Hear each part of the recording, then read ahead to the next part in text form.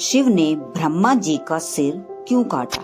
आइए एक पौराणिक कथा के माध्यम से इस विषय को समझते हैं। भगवान शिव ने परमपिता ब्रह्मा की ऐसी कामना सतत दशा देखी तो उन्हें पिता के मन में पुत्री के लिए ऐसा भाव देखकर क्रोध आ गया। ब्रह्मा द्वारा सृष्टि के रचना क्रम का प्रयास जब आगे नहीं बढ़ा तो ब्रह्मा ने अपने ही शरीर को दो भागों में विभक्त कर लिया। एक भाग पुरुष और दूसरा भाग स्त्री हो गया। पुरुष का नाम मनु और स्त्री का नाम ब्राह्मी था। इस तरह मनु ब्रह्मा का पुत्र और ब्राह्मी उनकी पुत्री हुई। परंतु देव ऋषि नारद ने किसी कारणवश ब्रह्मा को यह श्राप दिया था जिसके फलस्वरूप ब्रह्मा के मन में अपनी ही पुत्री ब्राह्मी के प्रति कामना उत्पन्न हो गई। ब्राह्मी का सौंदर्य अप्रीतम था जिससे देखकर सृष्टिकर्ता अपनी रचना पर मुग्ध हो गए। वह ब्राह्मी को टकटकी लगाए देखते रहे। उनकी आंखों में अपनी पुत्री के लिए स्नेह और आशीष का भाव नहीं अपितु उसे प्राप्त करने की कामना थी। ब्राह्मी ने जब परमपिता ब्रह्मा की आंखों में इस तरह का भाव देखा तो वह घबराकर मुड़ी और ब्रह्मा के बाईं ओर जाकर खड़ी हो गई। परंतु ब्रह्मा ऐसे मोहित थे कि ब्राह्मी को देखने के लिए बाईं ओर उनका एक सिर प्रकट हो गया। यह देखकर ब्राह्मी को बहुत आश्चर्य हुआ। वह फिर मुड़ी और ब्रह्मा के दाहिनी ओर चली गई। परंतु ब्रह्मा उसे देखते रहना चाहते थे तो उनका एक और सिर दाहिनी ओर निकल आया। ब्राह्मी असहज हो गई। वह घूमकर ब्रह्मा के पीछे चली गई। लेकिन यह क्या, ब्रह्मा का चौथा सिर पीछे की ओर प्रकट हो गया। वह पुनः ब्राह्मी को मुग्ध भाव से देखने लगे।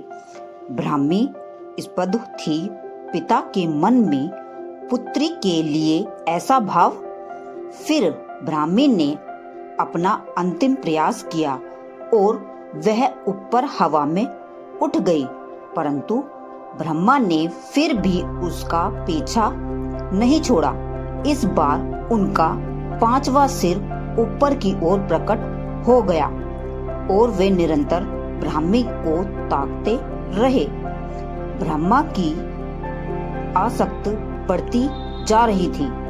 ब्राह्मी समझ गई कि ब्रह्मा की दृष्टि से बचने के लिए उसे परमपिता से दूर जाना होगा।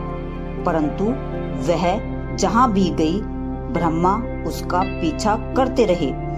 ब्रह्मा से बचने के लिए ब्राह्मी ने पशु पक्षियों का रूप तक धारण करके देखा परंतु फिर भी सफलता नहीं मिली। ब्राह्मी घोड़ी बनी तो ब्रह्मा घोड़ा बनकर आ गए। उसने गाय का रूप धरा तो ब्रह्मा बैल बन गए। वह हिरणी में बदल गई तो ब्रह्मा भी हिरण बन गए। इस तरह ब्राह्मी ने पशु, सरीसृप, पक्षी, कीट, स्तनधारी आदि सभी श्रेणियों में रूप धारण किए। परंतु हर बार उसने ब्रह्मा को इस रूप में अपने सामने पाया। ब्राह्मी ने इस तरह एक एक करके 100 रूप बदले जिसके चलते उसका नाम पड़ा सतरूपा। अधिकतर ग्रंथों में ब्रह्मा की संतान के रूप में मनु और सतरूपा का ही नाम मिलता है। भगवान शिव ने परमपिता ब्रह्मा की ऐसी कामना सतदशा देखी तो उन्हें पिता के मन में पुत्री के लिए ऐसा भाव देखकर क्रोध आ गया। तब शिव ने ब्रह्मा का ऊपर निकला 5वां सर काट डाला, जिससे के बाद ब्रह्मा के केवल 4 सिर रह गए। शिव ने ब्रह्मा का सिर तो काट दिया, किंतु वह कटा सिर शिव के हाथ में चिपक गया। यह देखकर शिव चकित थे।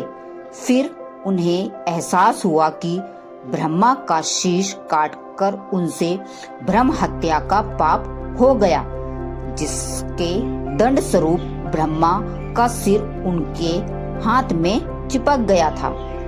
भगवान शिव संसार भर में घूमकर प्रयास करते रहे, किंतु उन्हें ब्रह्मा के कटे शीश से मुक्ति नहीं मिली। कुछ समय बाद उस शीश का मांस सड़कर गिर गया और केवल हड्डियां शेष रह गईं। इस तरह शिव के हाथ में खाली कपाल रह गया, इसीलिए उनका एक नाम कपाली पड़ा। शिव के कुछ अनुयायी जो कपाल लेकर घूमते हैं कपालिक कहलाते हैं। फिर एक स्थान पर पहुंचकर शिव के हाथ से कपाल स्वतः छूटकर गिर गया। भगवान समझ गए कि उन्हें ब्रह्म हत्या के पाप से मुक्ति मिल गई। इसी कारण वह भूमि जहाँ कपाल गिरा मोक्षदायिनी मानी जाती है और मान्यता है कि उस जगह लोगों को अपने पापों से मुक्ति मिलती है। बाद में यही स्थान काशी या वाराणसी कहलाया। काशी को सप्तपुरी में भी स्थान मिला है। सप्तपुरी वे 7 पवित्र स्थान हैं जिन्हें मोक्ष प्राप्ति का तीर्थ स्थल माना जाता है। इनमें वाराणसी के अलावा अयोध्या, मथुरा, द्वारका, हरिद्वार, उज्जैन और कंचीपुरम भी शामिल है।